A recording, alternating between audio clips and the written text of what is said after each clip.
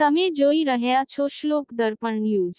ઉધના પોલીસે ભારતીય બનાવટના વિદેશી દારૂ સાથે બેને ઝડપી પાડી 2 શખ્સોને વોન્ટેડ જાહેર કર્યા.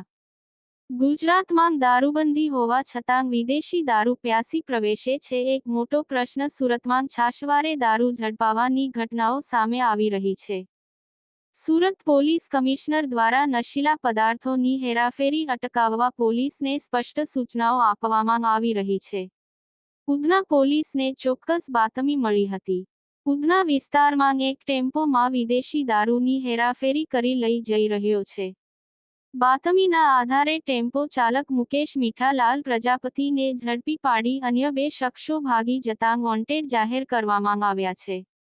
સુરત ઉધના પોલીસે અલગ અલગ બ્રાન્ડની બિયરની 770 બોટલો જેની કિંમત 79,000 એક ટેમ્પો મળી 1.60 હજારના મુદ્દામાલને ઝડપી પાડી એક ઈસમ વિરુદ્ધ કાયદેસરની કાર્યવાહી હાથ ધરી.